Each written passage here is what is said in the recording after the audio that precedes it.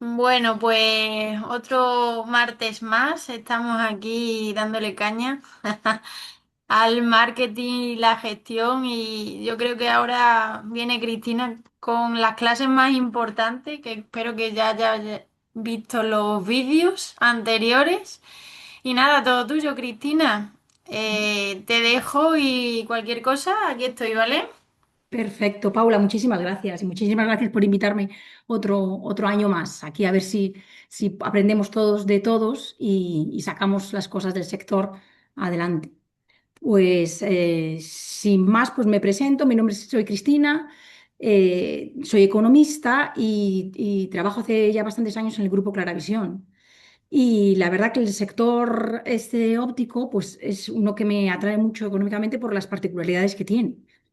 Entonces, aunque el tema de hoy pueda parecer un poco técnico, tiene un impacto directo tanto en la vida diaria y lo tenemos tan presente en nuestra vida diaria que creo que, como dice Paula, es de las cosas más importantes que a veces le damos poca importancia. Porque en el sector óptico, como en cualquier negocio, solemos pensar que la rentabilidad viene de eso, de aumentar las ventas. Y nos olvidamos a veces también de lo importante que es no solo cómo aumentar las ventas, sino gestionar nuestros pequeños gastos. Así que vamos a ver qué podemos sacar con cada euro que podemos ahorrar y poder destinarlo a aquellas cosas que nos van dando valor en el día a día de la óptica. Vale. He preparado un índice breve, corto. Voy a intentar ser breve y simplificando mucho las cosas para que podamos llevarnos ideas muy claras al final de la sesión. De aquí que me interesa saber al final del día, pues qué son realmente los costes, diferenciar lo que tenemos que considerar para analizar que son costes realmente de lo que no. También me va a interesar que nos llevemos al menos tres variables de los costes, que nos permitan conocerlas y así poder tomar decisiones en función de esos resultados de estas variables. Y por último, que tengamos claro que toda la reducción de costes y todo el trabajo sobre los costes pasa por reconocer que tenemos que llevar un control y una disciplina en la evaluación y el control de nuestros costes. Así que vamos allá. Os voy a poner la fórmula secreta de los negocios. La más fácil, la más sencilla, pero la más poderosa. El beneficio es igual a ingresos menos gastos. El aumento de ingresos, pues lo llevaréis viendo en muchísimos módulos que veréis, que hayáis visto o que veréis ahora a continuación de formación de los profesionales, de trabajo en el punto de venta, de campañas de marketing, trabajo con CRM. Todo esto nos lleva a aumentar los ingresos. Pero ojo, tan importante como esto, tenemos que tener claro al final de la sesión, es conocer los costes de nuestra empresa. No solo los costes de nuestras tarifas, que nos las sabemos de memoria, sino los costes de todos los gastos aquellos en los que incurrimos en el día a día. ¿Por qué? Porque conocer esta estructura de costes nos va a permitir tomar decisiones sobre qué productos tengo que potenciar más o cuáles tengo que dejar un poco en un segundo nivel. Nos va a permitir tomar decisiones de fijaciones de precios y nos va a permitir también qué descuentos aplicar, qué campañas realizar. Y la combinación de ambos, de ingresos y gastos, es lo que nos va a llevar al aumento del beneficio. Pero vamos a empezar ya en el campo de los gastos. La ciencia, digamos, o el área que se dedica a estudiar estos gastos y los costes es la contabilidad analítica. Y diréis, bueno, pero esto no estamos hablando de contabilidad de los módulos anteriores que hemos hablado de los estados financieros, de la cuenta de pérdidas y ganancias, de los balances. Son dos ideas diferentes. Parten de lo mismo, coinciden mucha información, pero una parte es la contabilidad general y otra la analítica. La contabilidad general es la que hacemos de cara a terceros, es la que se genera con unas normas muy claras y muy estrictas, normas mercantiles y contables que no me puedo saltar y que la uso cuando voy al banco para presentarle que soy una empresa, que tengo estabilidad y que soy financiable porque estos son mis resultados. Soy la que presento, es la contabilidad que presento a Hacienda. Cuando voy con mis impuestos y le digo, el impuesto de sociedades o el IRPF sale tanto y sale de aquí. Soy la que presento a los socios cuando les digo, la rentabilidad de la empresa ha sido esta y esto es lo que se puede repartir. Mientras que la contabilidad analítica es interna, la hacemos nosotros hacia adentro para controlar nosotros nuestra estructura de costes, nuestros resultados. No hay una norma, la ponemos nosotros. ¿Nos queremos fijar en este año en enfocarnos en las monturas graduadas? Pues vamos a analizar y a enfocarnos a esa rentabilidad de las monturas graduadas. Ni hay normas, ni hay forma de presentarlas, ni hay que enseñársela a nadie, pero es la más importante para decidir y tomar las decisiones estratégicas que requiere nuestro negocio. Una vez que tenemos claro dónde nos estamos metiendo, vamos a ver exactamente con qué datos estamos trabajando, qué son realmente los costes. Pues os podéis imaginar que los costes no hay una definición exacta ni única de qué es un coste, sino que depende de cada disciplina. Pues en economía, que yo vengo de la economía, era aquello que sacrificábamos, el coste de oportunidad para obtener otra cosa. En la parte contable, si os acordáis, el gasto está en aquella cuenta de pérdidas y ganancias, que teníamos aquí la parte de los gastos, que supone una salida de activos y que tiene una contraprestación que es el banco, porque sale del banco, o los proveedores, porque es una deuda que creo. Pero la que nos interesa ahora mismo es la analítica, como hemos dicho. Desde el punto de vista de la contabilidad analítica, el coste es aquello que se entrega para conseguir algo y conseguir ese algo dentro de nuestra actividad. Así, estamos diciendo que son como tres características que definen al coste. Es necesario que consuma algo o sacrifique algo para dar a cambio de otra cosa. Tiene que ser medible económicamente y técnicamente, es decir, económicamente con mis unidades monetarias y técnicamente, pues ya sea en kilovatios hora, coste hora del trabajador, pero totalmente medible. Y lo más importante es que esté ligado a la cadena de valor de la óptica, es decir, que forme parte de nuestra actividad para crear servicios. ¿Y qué es lo que decía yo antes que me preocupaba a mí que tuviéramos claro? ¿Qué no son costes? Bueno, en primer lugar, para simplificar un poco, a lo largo de la charla vamos a emplear costes y gastos indistintamente. Entonces, ¿qué no son costes o qué no son gastos? No son gastos los dividendos. No podemos incluir en nuestra estructura de costes el dividendo. ¿Qué es el dividendo? Aquella retribución de la inversión que espera el socio, que en lugar de meter su dinero en letras del tesoro para obtener una rentabilidad fija, ha decidido montar su óptica.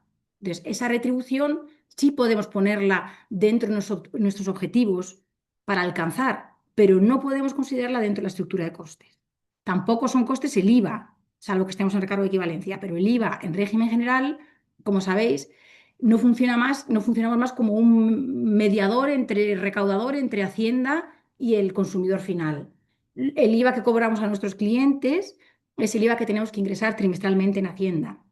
Y el IVA que pagamos a los proveedores, le tenemos que decir a Hacienda, oye, réstame esto que lo he pagado. Entra y sale. No hay un consumo ni un sacrificio como hablábamos antes. ¿Y qué pasa con la financiación y con la inversión? Que son dos conceptos que a veces vienen como de la parte de la tesorería, el control de tesorería, y los confundimos con los gastos. Pues vamos a ver un ejemplo de financiación. Si yo necesito comprar un topógrafo escleral y voy al banco y le pido 20.000 euros, mi devolución de esos 20.000 euros a lo largo de la vida del préstamo no es un gasto. Estoy devolviendo un dinero que me han dado a mí. Sin embargo, si es gasto, esa parte de intereses, que es el coste de la financiación. Los intereses sí serán gasto. En la devolución del principal no.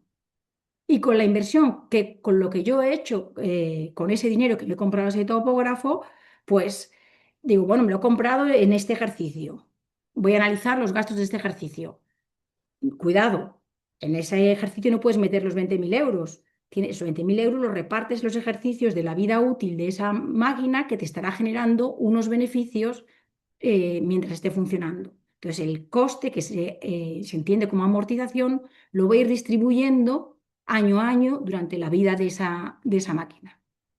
Y las pérdidas no son tampoco un gasto. Las pérdidas, hablábamos antes que uno de los requisitos del gasto era que formaran parte de nuestra cadena de valor. Una pérdida me es sobrevenida, ni la he decidido yo, ni me va a generar más ingresos, digamos, ni la deseo para nadie. El que me entren a robar o el que tenga una humedad de la bajante que tenga que arreglar, no va a estar dentro de mi estructura de costes. Y lo que sí tengo que considerar siempre como costes y que no nos debemos olvidar son dos cosas que a veces se quedan difuminadas. Una es la retribución del socio como trabajador, como prestador de servicios. Hablábamos antes que el socio tiene una retribución por su inversión, pero a la que nos referimos aquí es a la retribución del socio como trabajador. Esto es, si no está él, tendría una persona contratada realizando ese trabajo. Entonces tengo que valorarlo, esas horas que se dedican al coste salarial que corresponda e incluirlo en mi estructura de costes. Y el stock. Cuidado con el stock porque hay que tener claro que parte del stock es coste y que parte se queda como existencias finales. Por tener un ejemplo, a principio de mi temporada, a principio de año, yo hago una compra para todo el año de 75 monturas y durante ese periodo he vendido 50. Pues cuando yo voy a hacer mis análisis de costes, la contabilidad analítica, tengo que saber que los costes de esas unidades vendidas son solo 50, no las 75 que a mí me han facturado y que yo he pagado, son solo 50. Esas 25 se quedarán en el stock y el año que se vendan, que será el año siguiente, formarán parte de los gastos de ese ejercicio. ¿Vale? El conocer los gastos de nuestras empresas es importantísimo, porque aparte de ayudar a tomar decisiones, es la base para fijar nuestros precios. Sé que en nuestro sector los precios estamos muy dependientes de aquellos precios recomendados que nos dan siempre los proveedores, pero tenemos una horquilla y si somos capaces de situar el precio y la horquilla en la que tenemos mayor rentabilidad, es cuando vamos a tener el mejor éxito. Tenemos ya identificados todos nuestros costes en una lista. Bueno, vamos a organizarlos, vamos a clasificarlos para avanzar en nuestro análisis y ver dónde podemos trabajar. Clasificaciones de costes puede haber un montón, pero hemos dicho que vamos a centrarnos en lo más simplificado y vamos a clasificarlos en dos tipos, costes fijos y costes variables, en función de si dependen o no de la actividad de la empresa. Costes fijos, aquellos que permanecen estables siempre dentro de un pequeño margen de tiempo, cuando no cambiamos estructura de producción, pero son aquellos que permanecen estables y son independientemente del volumen. El típico, el alquiler. Da igual lo que yo venda, da igual lo que yo haga, que todos los meses tengo que pagar alquiler. Los seguros, lo que hablamos de la máquina antes, esas amortizaciones. Da igual si voy a vender monturas o no, o voy a realizar graduaciones o no. Todos los años tengo una imputación de un gasto de esa máquina que he desembolsado ya y que la tengo allí en mi gabinete. Representan una carga estructural que tengo que distribuir entre el mayor número posible de unidades vendidas. ¿Y cómo se representa gráficamente estos costes fijos? Pues si hemos dicho que es independiente de la cantidad que yo venda, los costes fijos se representan como una línea recta. ¿Qué otro tipo tengo de costes? Los costes variables. Esto es todo lo contrario. Varían en función de la actividad de la empresa. Es decir, si no hay actividad, no incurren estos costes. ¿Qué el ejemplo básico de este tipo de costes? La compra de monturas, la compra de cristales, las comisiones variables de nuestros trabajadores, los gastos de envío, todo eso forman parte de los gastos variables. Y no tienen que ser proporcionales, pero para que darnos una idea de los gráficos y tener la imagen final de la estructura de costes de la empresa, los hacemos proporcionales que van incrementándose en función de que aumentan las unidades vendidas. Hemos dicho que si no vendo, no incurro estos costes, por esto el principio, el eje se cruza en el cero, vertical y horizontal. Y luego también en la vida diaria y en la teoría existen estos otros dos tipos de gastos, el semivariable o el semifijo, pero la idea, la clave consiste para realizar nuestro análisis de costes en reconducirlos a una de las dos categorías principales, a fijo o variable. Por ejemplo, el consumo energético, la electricidad. Yo entiendo que tiene una parte fija, que son la potencia que tenemos contratada, y la variable que va con el consumo. Si fuéramos una fábrica que tenemos varias líneas de producción, tendríamos una contratación de una potencia fija grandísima y la variable, pues si tengo en marcha las dos líneas de producción, pues me varía en función de la actividad que haga. Pero nosotros en la óptica, da igual lo que vendamos, tenemos que abrir de lunes a viernes, tenemos que abrir de 10 a 2 y de 5 a 8 y media y tenemos que tener las luces encendidas y el aire acondicionado. Realmente eso se convierte en un gasto fijo en nuestra vida. Entonces, Si vamos recolocando todos los gastos en cada una de las clasificaciones de fijo variable, podremos alcanzar nuestra línea o nuestro cálculo de los costes totales, que sería la suma de los costes fijos, que era la línea que no variaba en función de la cantidad vendida, y los costes variables.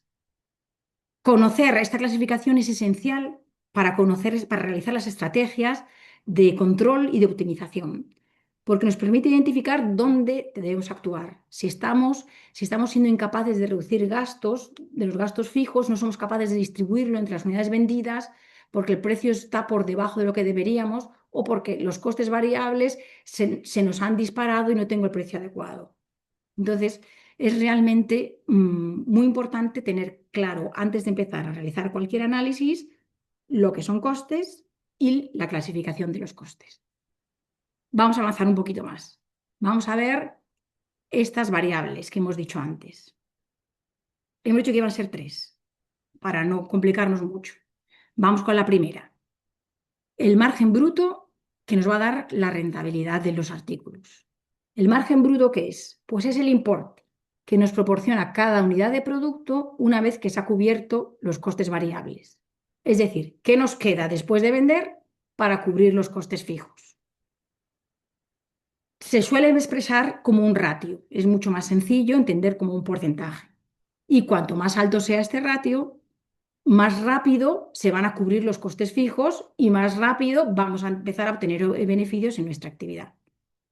Vamos a verlo con un ejemplo porque es muy sencillo. Tenemos una cuenta de resultados en el que tenemos unos ingresos por ventas de 6.600 euros.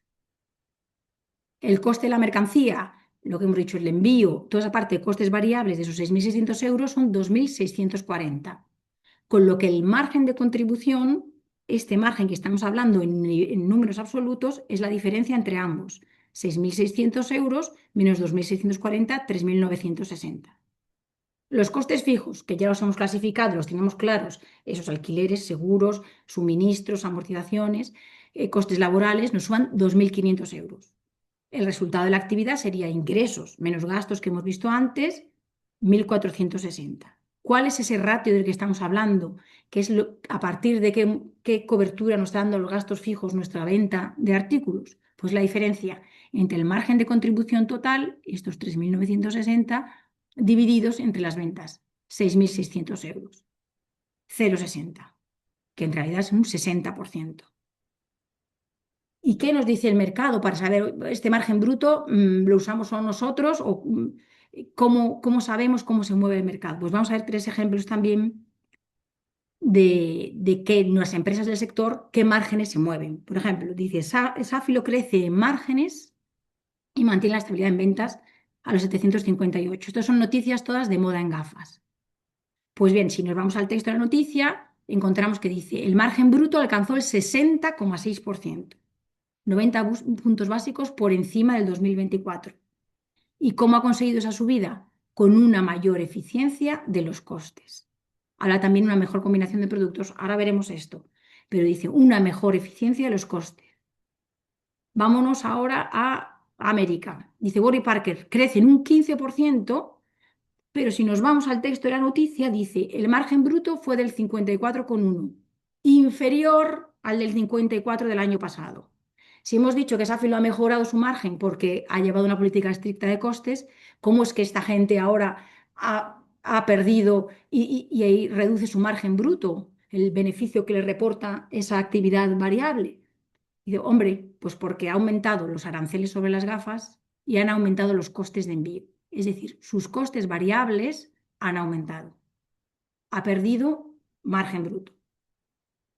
Y ahora vamos a América. Mr. Spex prioriza perdón, volvemos de América. Mr. Spex prioriza la rentabilidad. Las ventas caen un 22%, pero en este caso mejora el margen.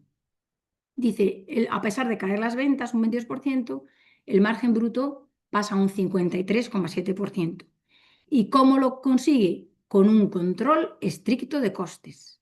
Y añade, y una mayor contribución de las gafas graduadas. Os he querido hacer incidir en estas dos noticias, en la de Safilo y en esta de Mr. Speck, que hablaban que mejoraban los márgenes por una mejor combinación de productos, por el mix de productos.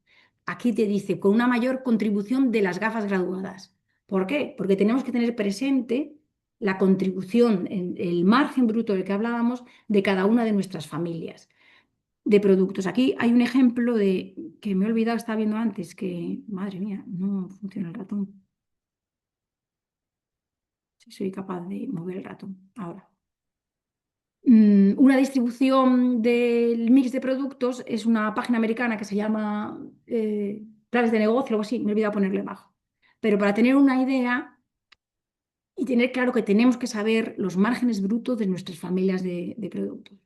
Las gafas completas aportan un 60, entre un 60 y un 80% de margen bruto, las lentes de contacto un 20, de un 20 a un 40, el sol del 50 al 70, lo que es la revisión, la graduación en sí, se dispara al 90% y los servicios de ajuste de óptica,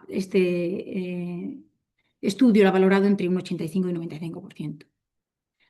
Pues bien, esta primera variable que hemos visto, el margen bruto, es un indicador para evaluar la rentabilidad de una óptica.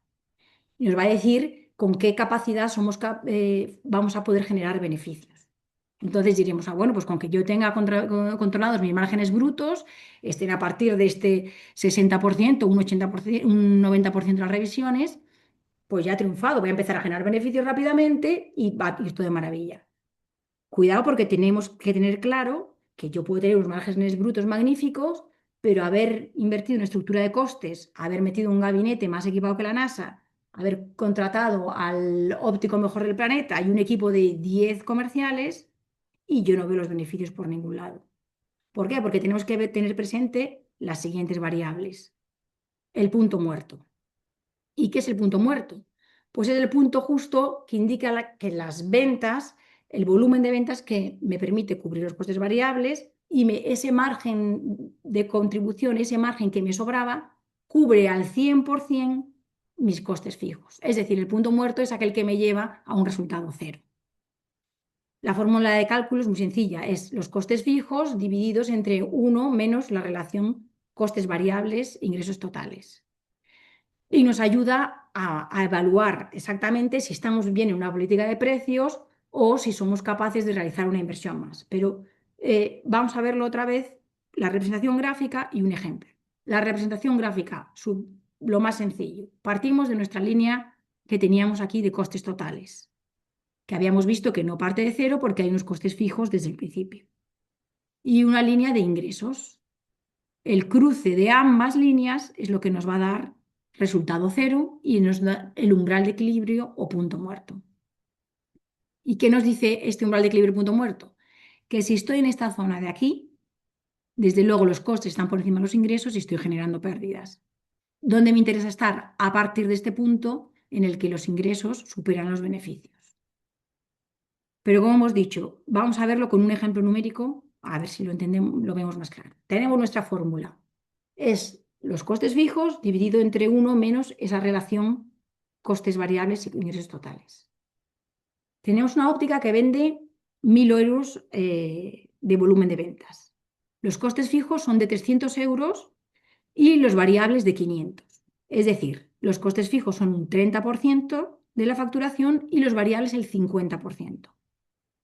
¿Cuál es nuestro punto de equilibrio, ese punto muerto que hacía que fuera igual a cero y a partir del cual empezamos a tener beneficios? El punto de equilibrio sería 300 dividido entre uno menos la relación de costes variables dividido entre ingresos totales, que es igual a 600.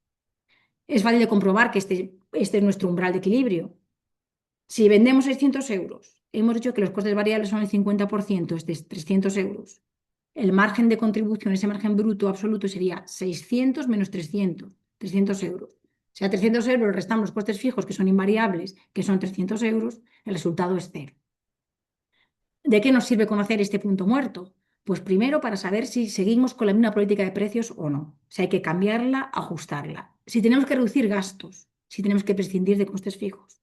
Y lo más importante, si queremos realizar una inversión, nos permite analizar el esfuerzo que tenemos que hacer para amortizar. Ese cambio de estructura de esta situación a esta otra es la que nos da el esfuerzo de cuándo tenemos que facturar para dar cobertura a esa inversión. ¿Y qué ocurre cuando tenemos varios productos? Tú me dices, vale, 600 unidades monetarias en este caso es la que es el umbral de equilibrio. Pero ¿cómo reparto yo esto? Pues en nuestro caso, dado que los costes fijos se reparten de una forma muy equitativa entre todas nuestras familias de productos, poniendo los pesos de cada producto, de cada familia de producto por volumen de ventas. Podemos tener los históricos o podemos recurrir al libro blanco de la visión que nos vaya dando los pesos de cada una de ellas. Las lentes oftálmicas, un 52%. Las monturas, un 20% del peso en las ventas. Las lentes de contacto, un 14%. Las gafas de sol, un 11%. Los productos de mantenimiento, un 1,44.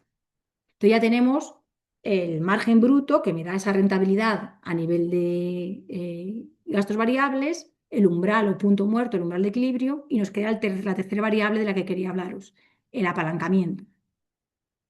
Y lo llamamos, le ponemos el apellido de apalancamiento operativo para que sepamos que nos estamos refiriendo a la parte de operaciones de la empresa. Quitamos de aquí la parte de financiación de intereses, de gasto de intereses y la parte de impuestos. Nos quedamos solo con nuestra estructura de producción. ¿Y qué es el apalancamiento operativo? Pues es aquello que nos relaciona los incrementos de las ventas con el incremento del resultado final que se llega a través de la formación y los pesos de los costes variables y los costes fijos. Hemos visto antes que una estructura de costes fijos tiene mayor riesgo, claro está, porque mi inversión es más alta, pero su potencial de generar beneficios es mayor, por lo que pequeñas variaciones en las ventas nos va a llevar a mayores aumentos en el beneficio. ¿De qué nos sirve conocer, no? Lo que estábamos preguntando antes, ¿de qué nos sirve conocer el umbral de equilibrio? ¿De qué nos sirve conocer el apalancamiento operativo? Pues nos va a servir para evaluar el impacto de nuestras decisiones de costes y anticipar los efectos en la rentabilidad final. Vamos a ver con unos números muy fáciles, que es mucho más sencillo que toda la teoría. Partimos de dos empresas, la compañía A y la compañía B. La compañía, tenemos la cuenta de resultados delante que nos pasa el gestor y tenemos que los ingresos por venta son 10.000 euros, los costes variables son 4.000 euros, por tanto el margen de contribución son 10.000 menos 4.000, 6.000 euros, que es un 60% de margen bruto. Los costes fijos, 3.000 euros. Resultado de esa empresa son los 10.000 euros menos los 4.000 de costes variables, menos los 3.000 de costes fijos, el importe resultado son 3.000 euros. ¿Qué ocurre en la compañía B? Con la misma facturación, tiene unos costes variables más altos. Pues como puede ser con el caso que hemos visto antes, los aranceles son más altos, los gastos de envío son más altos, el poder de negociación es más alto. El margen bruto el margen de contribución son 3.000 euros, lo que da un margen bruto en ratio de un 30%. Los costes fijos son de 1.000 euros y el beneficio de esta empresa son 2.000 euros. Vamos a ver, calcular el apalancamiento operativo. La fórmula es el margen de contribución dividido entre el beneficio antes de impuestos y de intereses. En la compañía A, el margen de contribución son los 6.000 euros, lo dividimos entre el resultado y nos da 3.000 euros. El apalancamiento operativo sería de 2. En la compañía B, el margen de contribución era 3.000 euros, el beneficio era 2.000 euros, el apalancamiento operativo es de 1,5. ¿Esto qué significa? Hemos dicho que nos va a permitir anticipar los cambios en estructura de costes o de ventas en el resultado. Pues teniendo presente que el apalancamiento operativo de A es 2 y el apalancamiento operativo de B es 1,5, ante un aumento de un 30% de las ventas, vamos a ver qué ocurre. En la compañía se pasa de 10.000 a 13.000 euros. Sabemos que con los costes variables y el margen bruto del 60%, tenemos el margen de contribución pasa a 7.800 euros y el resultado pasa a 4.800 euros. Un 60% más del que teníamos. Es decir, 30 por 2. En la compañía B, este incremento del 30% en las ventas, de esos 3.000 euros, se ha reflejado en un 45% en el resultado. ¿Por qué? Porque el apalancamiento operativo era 1,5. 30 por 1,5 es el 45% que nos lleva a este incremento. Y podemos pensar desde fuera, hombre, me interesa mucho más tener un apalancamiento, la estructura de la compañía A, por muchos costes fijos que tenga, el crecimiento en cuanto ha aumentado un 30%, el resultado ha aumentado un 60%, el doble. Pero si repasamos lo que hemos visto antes, hemos visto que hay otro variable muy importante que es el punto muerto, el umbral de equilibrio, en la compañía A es 5.000 euros y en la compañía B es 3.300 euros. Es decir, para empezar a dar beneficios, la compañía B lo tiene mucho más fácil, no tiene esa necesidad de tener que llegar a unas ventas mucho mayores. Y es más, si cuando pueda caer el mercado por algún motivo, el efecto en ese resultado final es mucho menor. El riesgo es infinitamente menor. Por tanto, es muy difícil saber qué estructura de costes tengo hasta que no tengo evaluados y clasificados todos mis costes. Vamos a ver el mercado, qué pistas nos da también sobre cómo funcionan las diferentes empresas el apalancamiento operativo. Volvemos a moda en gafas y nos dice que la Lana Fleilu en el mercado español ha crecido un 6,4% en ventas y su resultado ha aumentado un 8,3%. Aquí el apalancamiento ha sido del 1,29%. Dice, pero ¿qué ocurre? Que en el grupo, el crecimiento global del grupo, las ventas aumentaron un 4,8, pero el resultado un 5,9. El apalancamiento operativo es un poquito menor. Puede ser porque justamente especifica la noticia que se han apoyado en el negocio de audífonos en España. Es decir, han analizado sus márgenes y han dicho, uy, los audífonos están dando unos márgenes mucho más altos. En España vamos a tirar por allí a mejorar nuestros márgenes y nuestro apalancamiento operativo. En Filman, las noticias dicen que aumenta un 9% las ventas y que el resultado lo ha aumentado un 18%. Este es el mismo caso que la empresa anterior, un apalancamiento operativo del doble. Los incrementos en ventas nos han llevado al doble de incremento en el resultado. Y por último, dice Marcolín, eleva un 2,1% y pasa los resultados de ser del 6,62,3 millones a 68,50, un 10%. Del 2,1 pasa a un crecimiento del 10%. Y el motivo en este caso lo especifica al final. Ha mejorado el mix de producto, que es lo que estamos repitiendo todo el rato, ver qué productos son los que nos tienen mejor margen bruto para mejorar nuestros pesos y obtener mejores rentabilidades. Y lo que se lleva repitiendo en todas las noticias que hemos ido viendo, una estructura de costes estable. Es decir, si os habéis fijado en todas y cada una de las noticias que hemos ido analizando hasta ahora, se hablaba del incremento de las ventas y se hablaba en todo caso del control de los costes. Por eso tan importante es nuestro incremento de ventas como el control de los costes, porque sí que van a aumentar con el incremento de las ventas, pero tenemos que tener controlados e identificados. Hemos visto ya entonces nuestra clasificación de costes y definición, las tres variables que nos interesaban y era lo más importante de todo, el control y la evaluación de esos costes en el día a día, el trabajo que nos toca hacer todos los años y si decidimos hacer un seguimiento mensual del presupuesto mensualmente, trimestralmente o anualmente. Pues, ¿qué herramientas tenemos para el control de los costes? La principal, los presupuestos. Hay que ejecutar y todos los años, a principio de años, unos presupuestos. Identificamos todos nuestros costes y los clasificamos en variables y en fijos, hacemos nuestros presupuestos y vamos viendo la cobertura y desviación de los mismos. ¿Qué nos sirve mientras estamos haciendo esta cobertura? ¿Qué otra herramienta tenemos? Los KPIs. Tenemos que identificar cada año qué KPIs son los que nos interesan. El margen bruto de alguna línea determinada. El punto muerto, tenerlo presente cada mes. La rotación de inventario. Y también, ¿qué otra herramienta importante tenemos? Los dashboards para el seguimiento día a día y en el momento de detectar qué desviación estamos teniendo en los gastos y ajustan las políticas de precios. Hay que cambiarlas o de compras. ¿Qué nos va a dar esto? Pues nos va a dar a mejorar sensiblemente la rentabilidad y va a hacer más sostenible el negocio a largo plazo. Junto a las herramientas que tenemos, ¿qué otras acciones podemos realizar? Prácticas en el día a día de nuestros gastos. Pues en los gastos variables, la principal, la negociación con proveedores. Para actuar sobre gastos variables tenemos que revisar y negociar nuestros contratos y nuestras tarifas. Evaluar qué artículos exactamente son aquellos que nos dan más margen frente a los que nos dan menos margen. Y obtener mejores condiciones pero todo esto alineado siempre con la política de calidad y de prestación de servicio de nuestra óptica. No podemos olvidarnos que formamos parte de todo un conjunto de económico. Otra variable sobre otra acción que podemos hacer sobre los costes variables, el control riguroso de los inventarios, para evitar excesos, para evitar pérdidas de abonos, para tener un control eficaz y eficiente de qué estamos comprando y qué estamos vendiendo.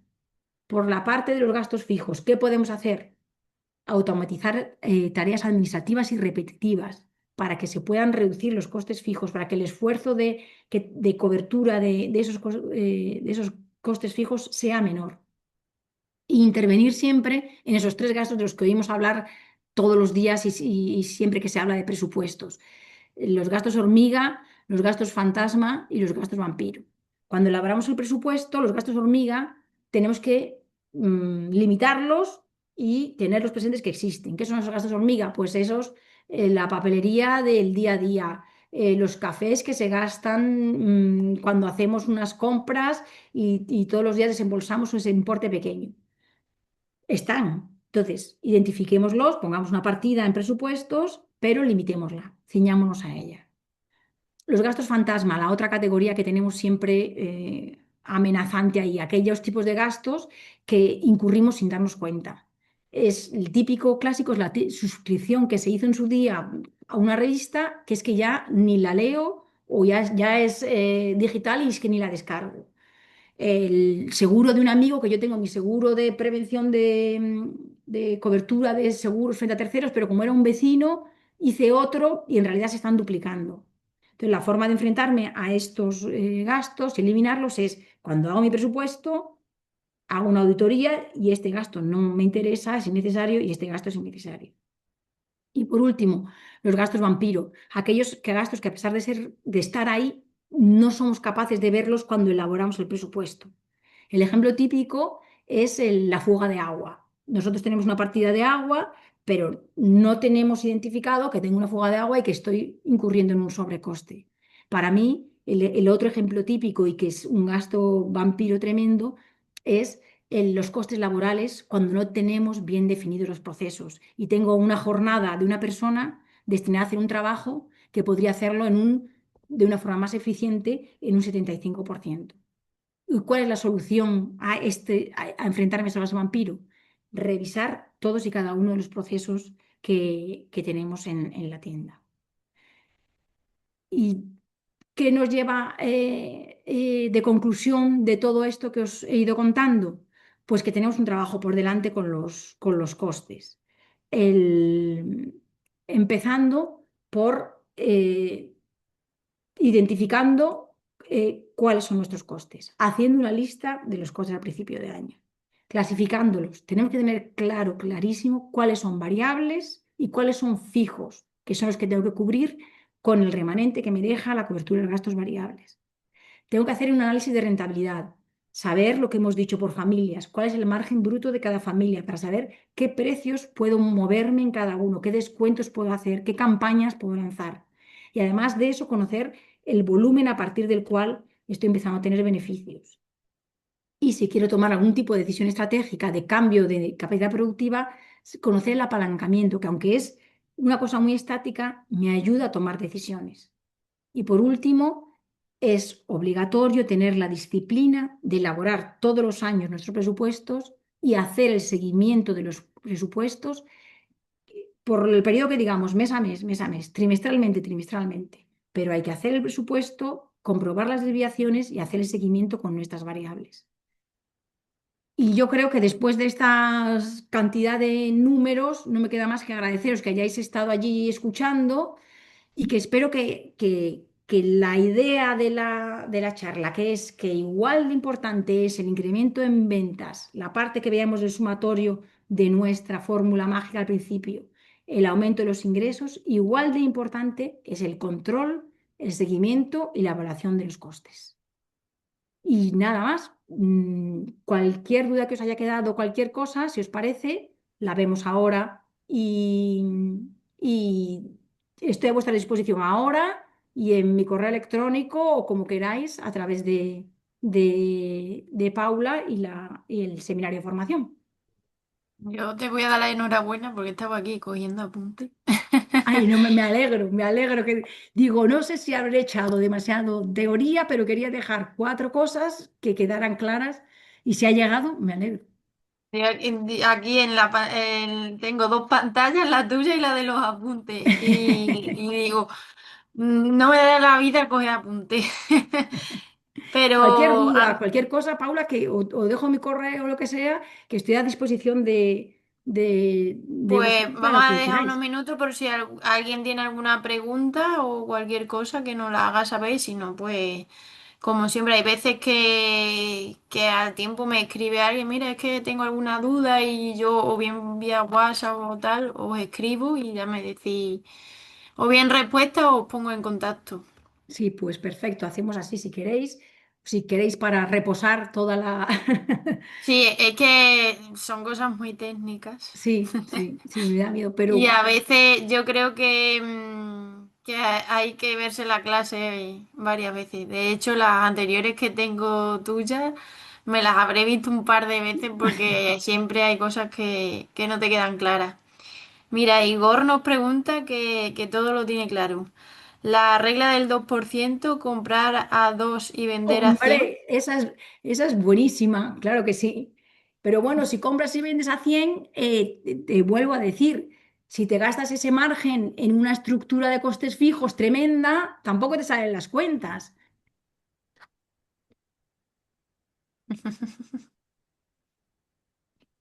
Pues sí. Creo que los demás tendrán que verse de nuevo la clase. Sí, sí, porque, pero que lo dicho, que a vuestra disposición para lo que haga falta. Vale, pues voy a parar la grabación